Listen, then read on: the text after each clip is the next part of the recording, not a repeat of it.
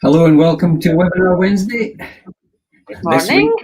week, morning. This week it's me and June again. And how is it in Glasgow today then?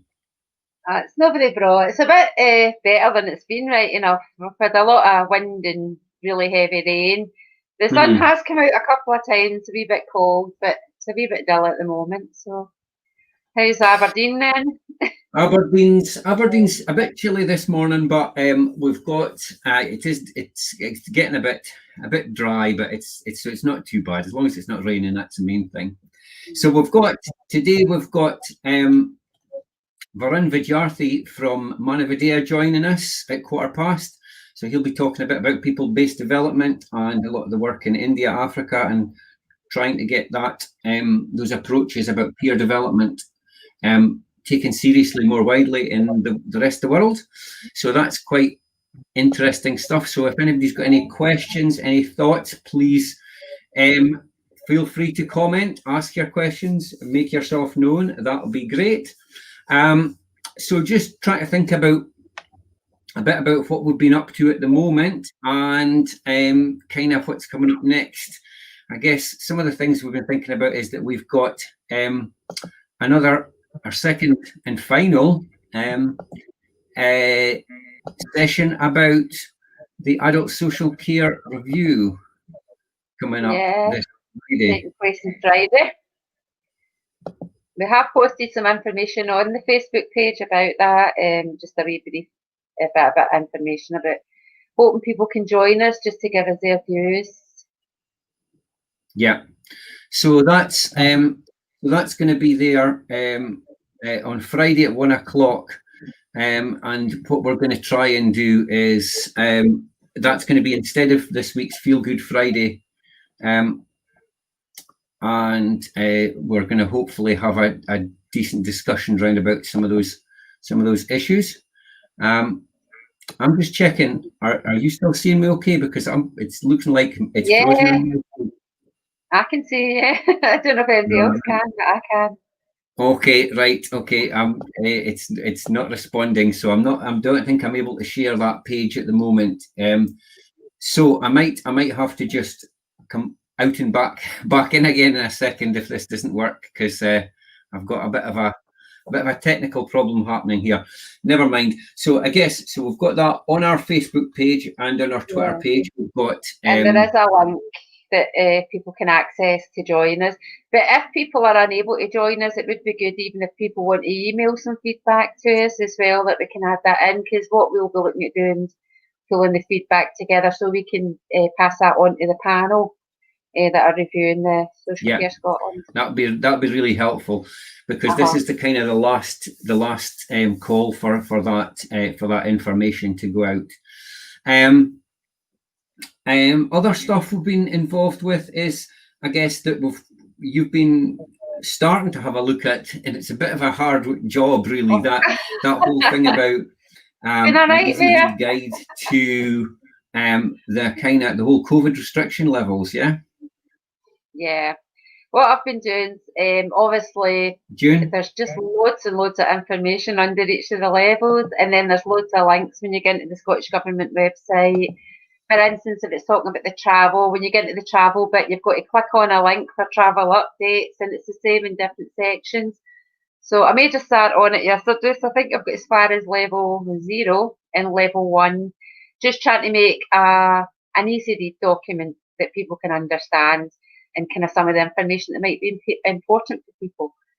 So I have made a start on that. So hopefully I'll get that completed over the next few days, and we can try and get something out next week for people. We did have something, I don't know if you're able to just share what we've got so far, Alistair, but just to kind of give people an idea of what it is we're working on. Oh, got two of you now. Who am I here? I don't know what was going on there. It was getting a bit interesting there. Yes, some technical difficulties. So you were going to share a little bit about. Let me just. Yeah, just to give people kind of an idea. So I don't know if you can move it up and down, Alistair. It's in your screen, so you would need to move it up and down. Okay. That's. you would need to move it up and down on the actual, not on this screen, but on the Word document screen. Okay. Can you see that? Okay. I can see it. Yeah, that's fine. Is it moving up and down? That is, yes. Yeah. Okay. So just made a start. Obviously, this is the stuff that we've taken from the Scottish Government website, just in the different tiers. But I have put the link in there as well, so people can get a full copy of the different restrictions. So what we're hoping to do is put all the different levels in. So if any of the levels change in any local authority areas, people can refer to the information that's in the guide. And so you've started with level 0 and you've done a little bit on level 1, but obviously nobody's there yet. No, not there yet. So I'll do the next levels over the next couple of days. So if that's level 2, I'm now working on. Yes. So hopefully that'll give us a chance to. I'll just take that away from the screen just now. That's brilliant. Okay, so that's something that people have been asking for, because it is, as you've been describing, the fact that you have to rake through so many linked documents to try and find out what actually, each part relates to something else. So there'll be like some new guidance, for example, if they change the guidance about car sharing, then that'll be in a different document. And that whole idea of one place where you can find all this information is really, it's just not happening, is it? Yeah, so what we're just trying to pull together is the kind of basic information that people should know. Things because things are changing all the time. So if I can get the information that I think, well, I'm just putting in what I think might be important for people, but once we kind of put it out there, it'd be great to get people's feedback as well. But we have put the link to the full restrictions, so people are able to go in and have a look. But I think it's important to get something out there. And like you say, Alistair, a lot of people have been asking for something that's just kind of in an easy read format that people are able to understand. So once that's done, hopefully it'll be easier to keep it up to date. But we just have to obviously go with the flow, because obviously if they make big changes, then it'll take a bit longer. But that's something that's really important. So thinking about that's one thing that's on the go. We had this Tuesday we had Danielle Farrell doing her Tuesday talks, talking about her digital journey and a little bit about some of the her ideas about product reviews and stuff. And one of the interesting things that she was discussing was there's an app being developed which is now live in the Irvine area, where somebody with a disability can just press on their smartphone and it'll change the lights at crossings. It'll detect which I think is a fabulous idea, because again, I like touching those. And is that the local authority that's done that, Alistair?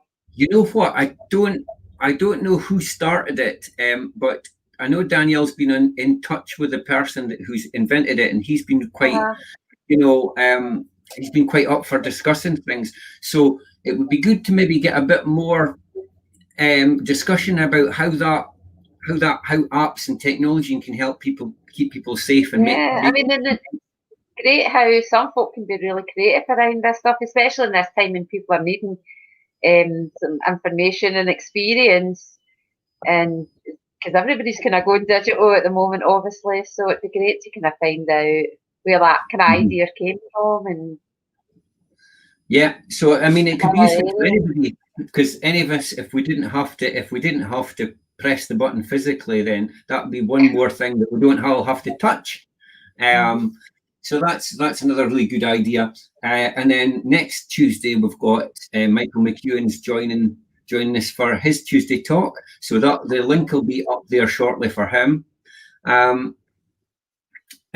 So, and other stuff we've got coming up is this Friday we've got Keith and Michael have got their 1 hour stay up late music special. So if you can check that out on our Stay Up Late Scotland page, and also we've got links to it on our Facebook page as well. It looks quite interesting, a very good lineup. It's So looks like a Aye. great musician, Varun. So I know. So that's really taken off, and we're investigating ways of following up, doing some kind of live online music workshop thing, possibly in conjunction with No Labels, No Walls. So that's going to come up. It's looking like that might be into December now. We'll wait and see. And what else have we got coming up? We've got lots of stuff happening. We've got New Roots Home on Friday. So, Friday's a busy day, So Friday's a busy day, so it's just going to be full on. So the New Roots Home is obviously this stuff. So what is the name of the app we've got from Sandy? You know what? I'll speak to. We'll put some links up. At the moment, this app I think it only works in around about Irvine, so it's just a very local thing. But I think there's no reason why this couldn't be taken on board nationally, because it would surely be very, very positive, for this to be. I can't see any negatives to this being introduced nationally. A really positive thing. So we've had lots and lots of stuff going on. It's busy, and we're just trying to cope, obviously, with all the constant changes in COVID and stuff. So I can see that we've got Varun joined us, so we'll maybe just join Varun to the conversation with us just now. Good morning, Varun, or good afternoon. Hello. Good afternoon here. Good morning and good afternoon. Yes. Very pleased to be here. So Varun's joining us all the way from Lucknow in India, and so he's going to give us a little bit more information about the work of Manavidya. And do you want to start us off, Varun, by telling us a bit about your background? How did you get involved in supporting communities to think differently about what they could do round about change? Well, this is a really long story, but I prefer to put it in very short. After graduating from an elite engineering institution, I got a very good job with a multinational company, and that's when I started thinking about life. And the deeper I went, I realized that life has to be more meaningful than just doing a job. So resigned from there. So that's when the story starts. And so having a purpose in life, a meaningful life, it's not easy for people in India to do that. But then I was quite young. At the age of 22, I had left a very cushy job. And the whole idea was to search for something meaningful about dealing with humanitarian issues, poverty issues, what can be done. So there's a long history of people, spiritual giants in India who've kind of had a similar lifestyle before. So inspired by those, I left my job and started working with very poor communities. But that was just the beginning. The real thing was that once I started working with them, I realized that the whole approach taken by people, society, government is a very top-down approach, where everything is kind of mechanical. And I still remember the time when it was an energy crisis. It was early 80s, and we tried to introduce these solar cookers, those cooking from the sun, and some biogas plants and all those. That was very fine, but I realized that people are not really liking the thing. They had different problems, and we were forcing down their throats these solar stuff. That made me think that this is perhaps not the way to do things about changing people's lives. And since I came from that background, academic background, I wrote up everything in an academic style. And I became famous because I became, a fellow at the Institute of Development Studies in Sussex. They invited me. A fellow is equivalent to a professor. So at the age of 24, I was a professor in UK, analyzing all aspects of development, why things happen, why things don't happen. And it's a very well-established, famous place. You must be knowing, an Institute of Development Studies in Sussex. The Nobel laureates and all come there. And so, but I found myself stuck in an academic environment, all the time writing and maybe writing papers and flying over, giving seminars. And in fact, I flew to different parts of the world from there. I gave a speech in the World Bank at that time. And I didn't like myself because I had resigned and I was looking for a meaningful intervention to do something meaningful in people's lives. And here I was like a huge, big academic, with a lot of arrogance, and I'm going to tell the world how to do things. And I had to come back from there. Again, started working with the community. And formed this organization. We gave the name to the organization Manavodaya. Manavodaya really means human awakening. How do we transform people's lives through the process of awakening, through awareness? So it was an experiment. And as we started working, we realized that again we have come up with a big block.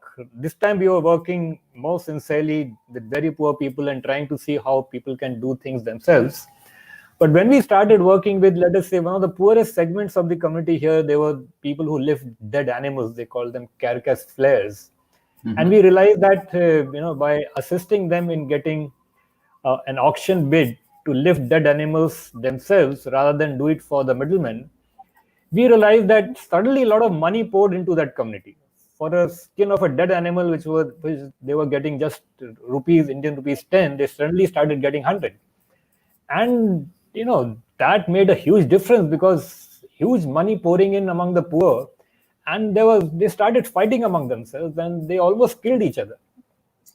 Again, we realized that this giving money is not the real idea of change.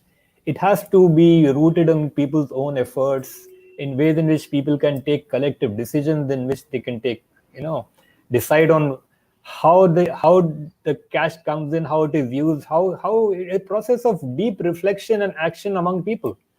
Yeah. And systems to support that. Mm-hmm. So we created this cash management system, the accounts management system, and this is what created the whole self-help group process. We are now known as the pioneers of a self-help group movement that gradually, because of the very nature in which it was developed to be decentralized, people own it, it spread all over the country. Mm-hmm. So that's the background, really. A search for something meaningful, a search for purpose, a search for some real change rather than superficial, trying to do something, project oneself as being, as a superhero.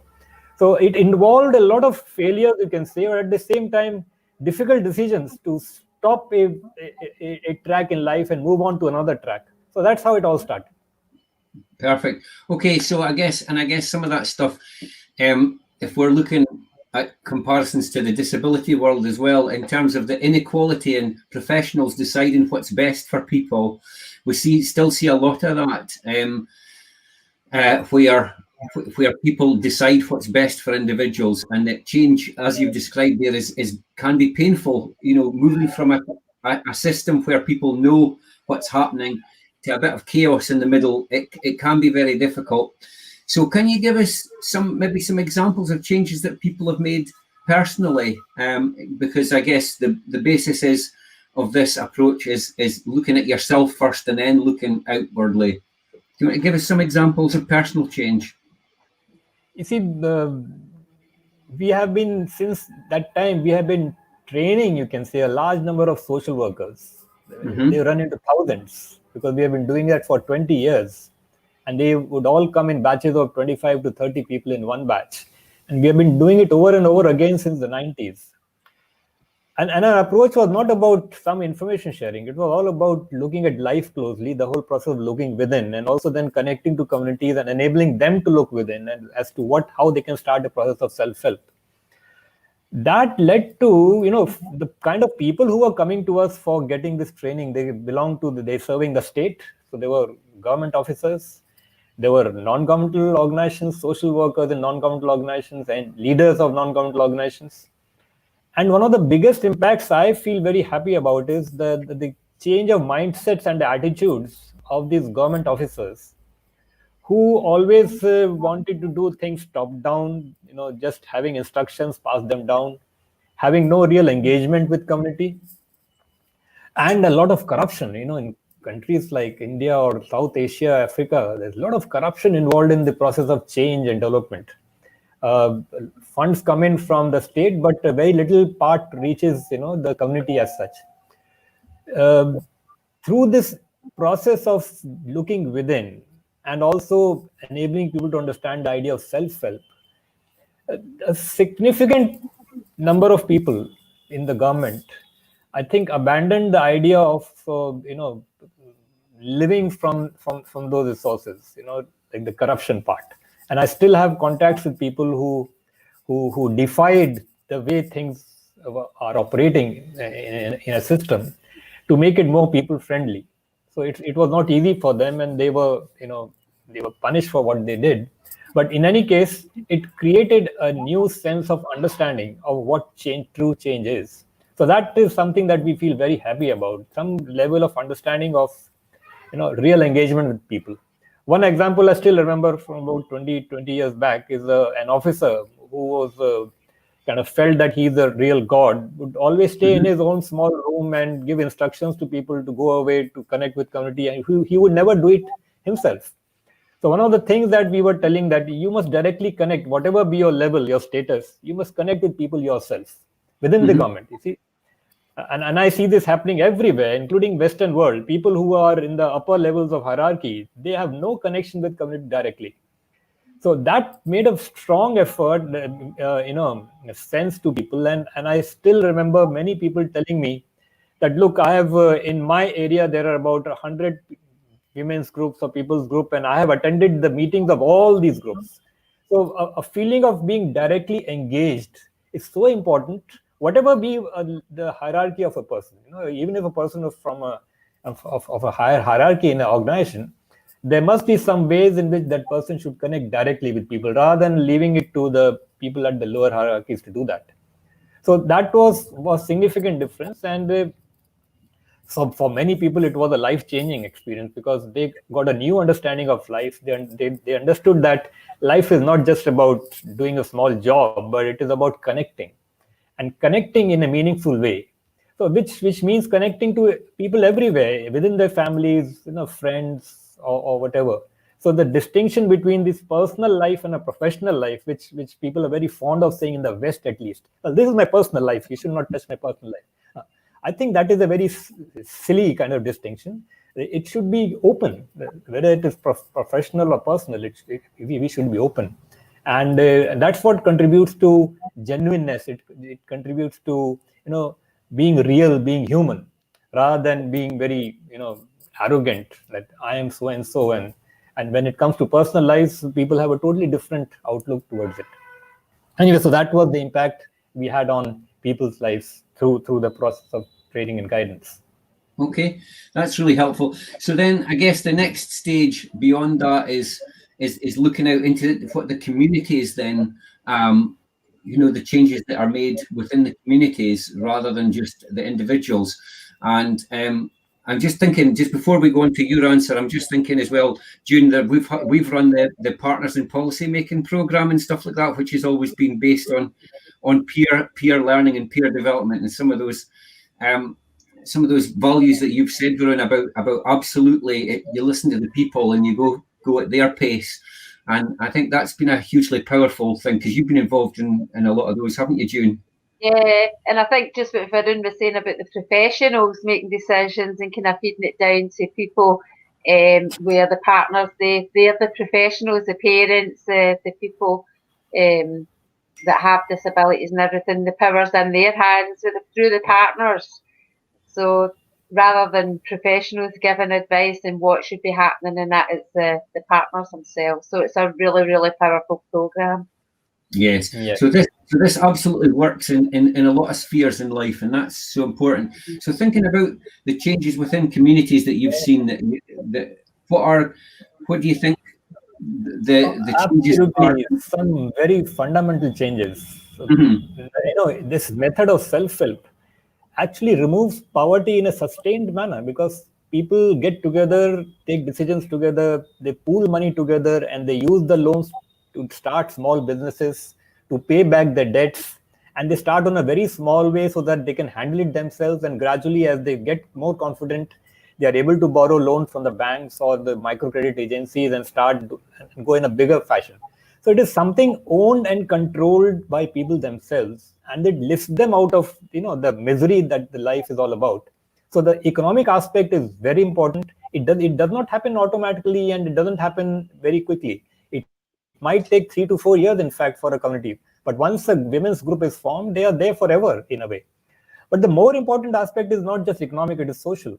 Because once there is groups of women are coming together, sitting together, they are handling cash, the relationship within a family, which is often earlier based more on violent relationships, domestic violence is tended to be a norm. A feeling of total misery that, the lack of existence of an identity for a woman is changed entirely. And I see this as a very important aspect of social change in all societies, whether Latin American, African, South Asian. We are doing development and we are offering them aid and money, but that goes into wrong hands. It doesn't lead to real change in people's lives. Where they have control over life, they are able to bring about this social and economic change themselves. This is so fundamental.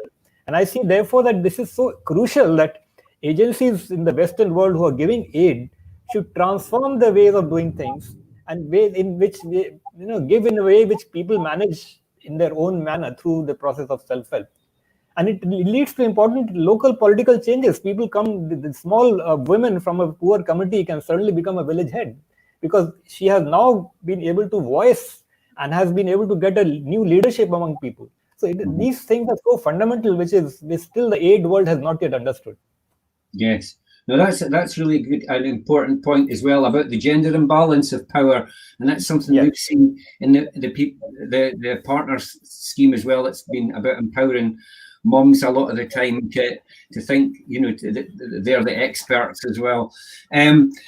So again, and then thinking about, in order to get that change within communities, obviously you've got local facilitators, some from within the communities, some bringing them outside. But what do you think makes a really good facilitator to not overwhelm the needs of the community and to bring the best out of them? This is again a paradigm shift. See, we were able to go over and connect to millions because of this very concept of local facilitators. That means the first thing is to try and identify a local youth or a local person who is interested in working towards some change and justice. There are in every community there are people who would like to work for justice, who would like to work for some change, even if they're very poor. The whole point is, can we arrive at a process where we identify such persons? Once we identify them, then we actually gradually train them to have a vision. The vision is about, normally people have the vision that, okay, now let's have more money. But here the vision is all about enabling people to be able to take control over decisions, collective decision making. So to share that vision with the facilitator, therefore the facilitator also must have a very open mind, because, everywhere in the world there are so many biases and prejudices of all kinds. In India, it is caste-based. Now, in the West, in the US, it will be race-based, black and white. And in so many subtle forms, there are so many biases we all have. Now, for the facilitator to be able to connect and engage with community at a deeper level, it is very important that this person is absolutely open-minded, willing to learn from people, from the circumstances of people, and enable them, rather than do it himself or herself, is to enable them to do things.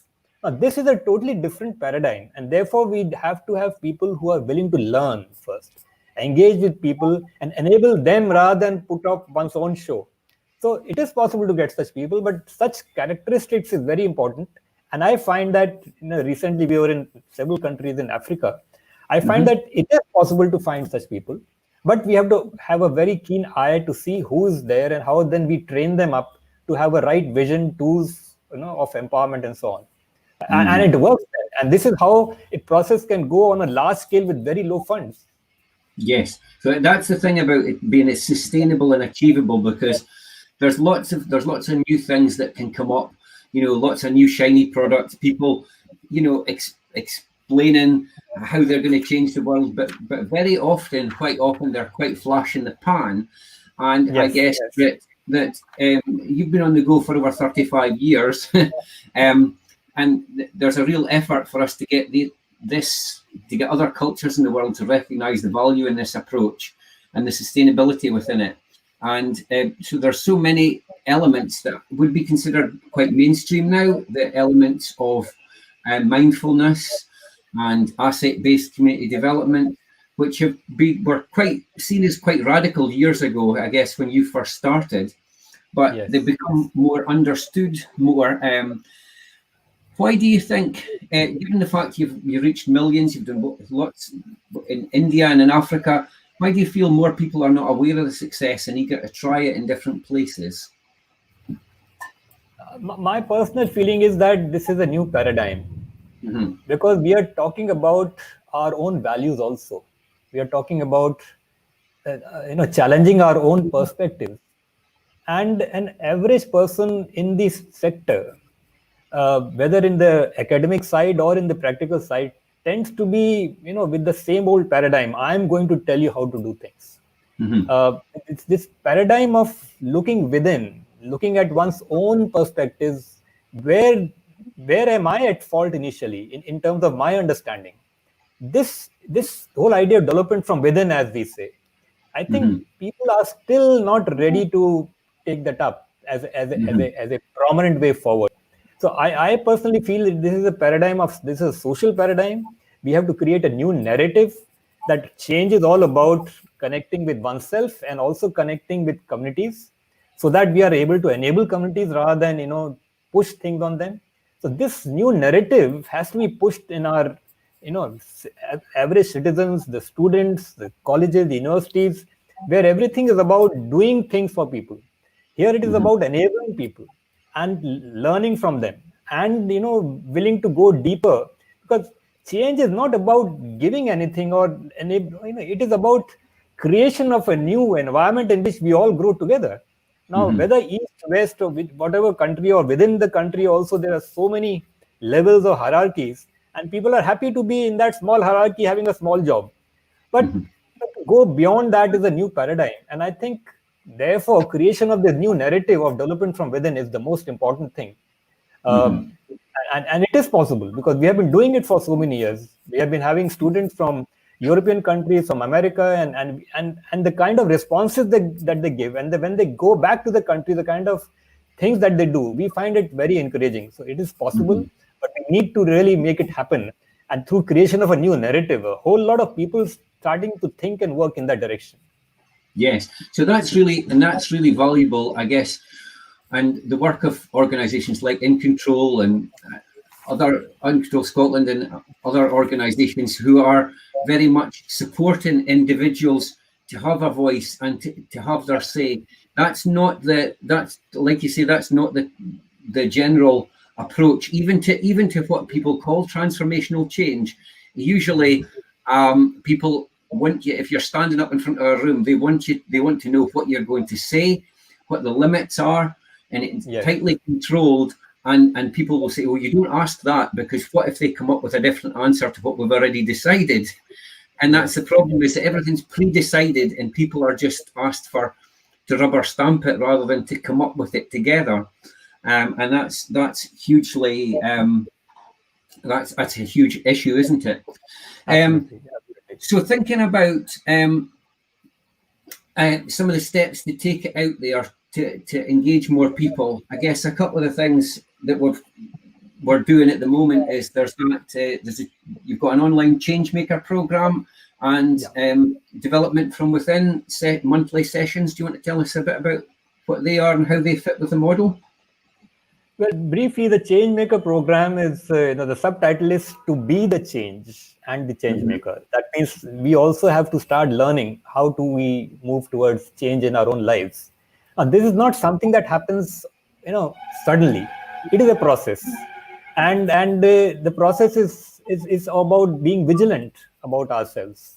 We connect it to the process of yoga. Yoga means to connect with oneself. So it is a process, really. And that process has so many steps. So this Changemaker program is enabling the participants to see those steps closely, so that they can be the change themselves. Which doesn't mean you start you do things, you become different. You're the same person, but deep within, your perspective towards life, your ways in which you connect with people change, because you started a process of looking within. So the one aspect of the course is to be the change, and it suggests steps to do that. The steps that lead to better self-awareness, for example. An average human being is a bundle of let us say, physical problems, mental problems, emotional problems. And that curious mix goes out and connect to people and creates even more distortions. So to be able to create this balance in our physical, mental, and emotional self is the way to be the change. And that applies to every citizen. And it is not something too big. It is something just to be understood. So one aspect of the course is to enabling people to understand what it is all about. And the second aspect is about enabling people to say that this can be done, used for transforming people's lives in the less advantaged communities. Now, the other thing is that an average person thinks that Africa or South Asia or wherever, the government is doing enough job, they are giving aid, and there lots of money is being sent out by our governments, and that is not enough, and that will never change. The governments and all, they will continue to work the way they are. I think the average citizen has to come up with maybe small contributions in small forms so that they enable the process of self-help, it enables facilitation. So the idea of this course is to enable every citizen, every youth to start understanding that they all have to be part of the change process and also the change maker. Because in making change, one doesn't have to actually go there and do things. It's just about enabling people, enabling a local youth to work as a change agent in their own community. Therefore, everybody can get involved. So this course is about enabling people to, first of all, understanding the process of change within, and also to be able to act as a facilitator wherever one is, to enable local people there. So it just simply means maybe enabling us, identifying a local facilitator in a certain community in Uganda and then facilitating training and guiding that person to do the right things. So everybody can actually get involved. So this is the course all about, to be the change and the change maker. And we actually think that perhaps everybody can do it because it is so fundamental, and the issues involved there are so practical, down to earth. I really feel that right from students to citizens to senior citizens, everybody will have enjoyed learning the course because this is all very practical and something that every person can do. Yes, and you're going to have, so there's going to be different levels to it, and it's going to be available hopefully soon on an app as well. And so it'll be, just watch this space, and we'll share details both on the Manavidea page and people-based development, and hopefully we could maybe share links to it as well. Also, we have this monthly sort of self-reflection development from within sessions. Yes. Which we've just started last month, and sort of, do you want to talk us through a bit about what the focus of them is? Well, this is a chance to clarify doubts, to get a real input into how things have happened, a real life experience, direct connection. So and when people start working, there are so many kind of things that come into mind. This is not working. This is why should it be like this? So this is an opportunity to have a sharing of experiences, you can say, of people who are directly involved, who are not directly involved, but still feel that they are part of the process. So I think this will be a very enjoyable occasion for people to connect to what is happening on ground, what is the theory behind, what are the practical issues, and how that can be extended further to communities in different parts of the world. So it's really a global agenda, and this session is to gradually invite people from different sectors, even different countries, to share their experience on what are the issues that are emerging. Yes. So I guess we have these sessions. We've changed them to 4:30 UK time, which is a bit later, so that we can get some of the people who are interested in America and in India and Africa and stuff. We're trying to make it work. So it's the second Saturday of every month. I'll share the details online because I'm just, if I take the brand thing off just now, we could take off the banner just for a second. It'll show that peoplebaseddevelopment@gmail.com is the email address if you want the link, or you can email me if you want as well, and we'll get you the Zoom details for that. So that's that's really interesting stuff. Hopefully we're able to reach a much wider audience. Have you got any questions, June, for Varun at all? No, I just think it's fantastic. And just when Varun was talking there, I kept coming in that quote in my head: "Be the change that you want to see in the world." You know, it's like when you're talking about people changing themselves within before they can kind of engage other people. And I was just listening to what you were saying there, and like I heard you a few years ago. You came and you did a conversation with Simon Duffy That's at right. Control Were you Scotland. there? Were you there? Yeah, I was just really Okay. fascinated with some of the stuff and the work that you've been Yes. doing, and it really certainly inspired us. You know, the way we thought as an organisation and what we were doing. But no, it's all fantastic stuff, and the retreat sounds great as well. It's an opportunity for people to look at, you know, the kind of barriers and things that stop them. So no, certainly something I'd be interested in coming along and joining in.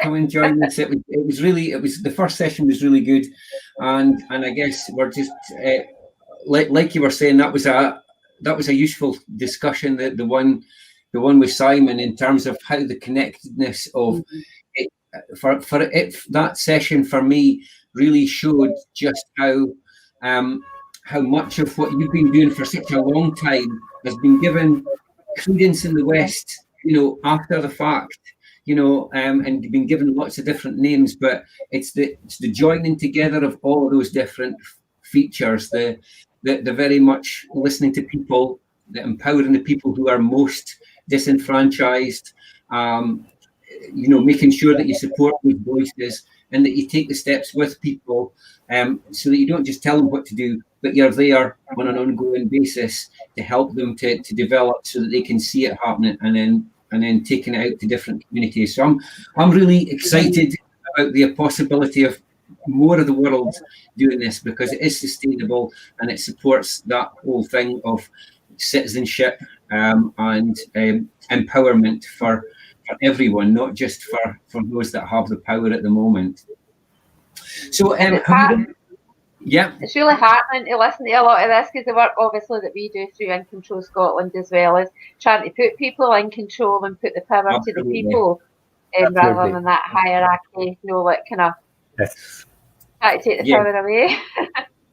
Yes, we're constantly challenging those things, and it's really hard sometimes to get people who haven't had that, like you described, the paradigm shift, because they see anything that challenges that structure and hierarchy as a threat, rather than an opportunity to let go of stuff that holds us back. There's you know, so many good stories of when people have been listened to, like you've said, and similar to what our stories, that people worry that, oh, the world's just got, if we don't have, you know, listen to the top down, if we don't have this, if we don't have that, the world will go to chaos, and it won't. People, that's the thing, we can prove it. Yes. Well, you've seen a lot of the people taking control, and just through this pandemic at the moment, you know, because a lot of people have lost support and have lost different things, and yet they're managing to kind of find creative ways of doing different stuff themselves. So it just shows you put the power into the person's hands, they're able to do a lot of exciting creative things that is meaningful to them, rather than the hierarchy putting stuff into place for them, what they think is best for them. So I mean, the proof's out there. It's just, as you say, challenging to kind of get that to be constant. Yes, we want this to be mainstream, not a little thing that people see, oh, that's over there, it's not relevant to us. So have you got any closing thoughts, Varun, about what's next? Well, you know, my thoughts are that, you know, almost half of the population of the globe is still reeling under poverty, misery. Yes. And at the other end, the people who are well-to-do are having this problem of, you know, let us say, terrorism and climate change. And now, therefore, this message of looking within and being able to, you know, enable others to do so is so fundamental to tackling the whole problem as such. So can we find ways in which we are able to connect with the youth, let us say students in different universities or retired citizens who don't have anything to do. There are millions of them in all countries. They have absolutely nothing to do.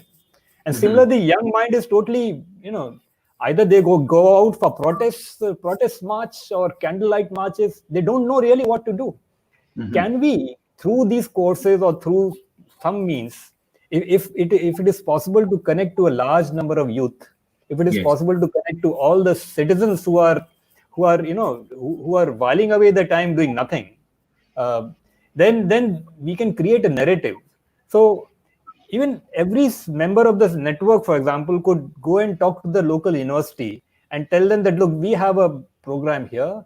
There's a small course, and maybe some student leader can take charge and spread the idea among them, and we'll be happy to come over and give a webinar or maybe offer this online course to them. So we have to take small steps of connecting to different people. And can we do that? Because that is the challenge. We have to go out of our comfort zones to connect to, like people say that I don't have any connection to the university, but we need to connect to people in ways so that they understand that there's something going on. The youth needs to understand. Otherwise, they'll all follow what comes in the news. And like Greta Thunberg, she's fine, but then protest is not just the way of doing things. Governments will work the same way they are. As citizens, we need to start our own movement. And this is the basis of starting the movement, of starting to connect with the young people and all those who are concerned but unable to think of what to do. Absolutely. So there's a place for drawing attention to things, and then there's what does that then followed up with? And I guess one of the things that Greta's saying is that things need to change, and that people need to change it, and that it's one of the things she says is actually it shouldn't be down to a school kid to point out to world leaders that they're focusing on the wrong things. It should be the jobs of government, and I think that's what we're doing is, with all of this stuff, is trying to align things better so that we're not focused on shutting down the voices of dissent and actually supporting things to recognise all the inequalities. You've highlighted the thing about it's not so much that there's not enough food or money to go around.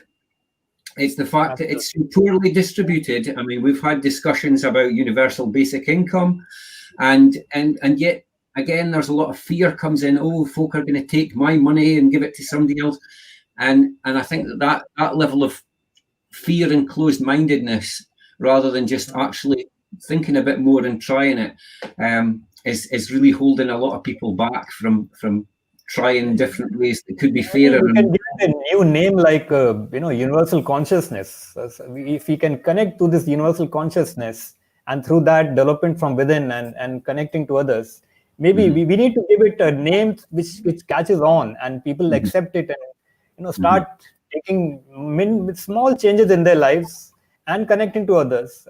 That will be the beginning of a real change process. Me or you or a few more people doing a few things is not going to help really. So how can we enhance this? Yes, we need to get more people involved. Okay, that's brilliant. Thanks, Varun. June, any final thoughts for today? Just really enlightened again, just that there's still a lot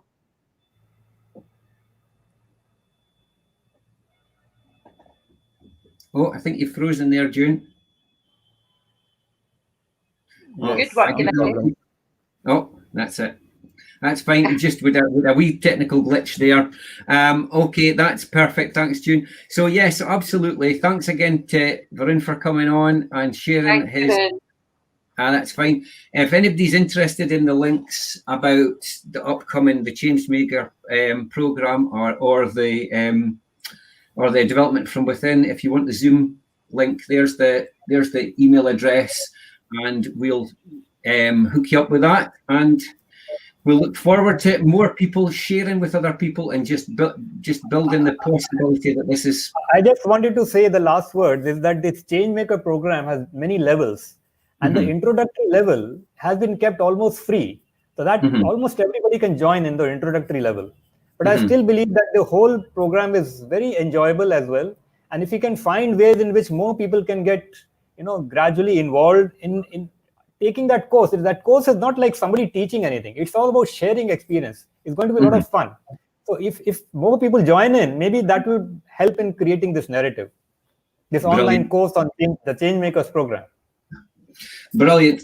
Okay, thanks again for joining us, and we'll look forward to hearing more as it develops, and we'll be back again on Friday with our section on the adult social care review, and also we'll be doing our new review. And then we'll see you again next Wednesday. Thanks again, Varun, for joining us. Cheers, everybody. Nice meeting you. Lovely seeing you. Bye. Thanks, everybody. Bye. Bye.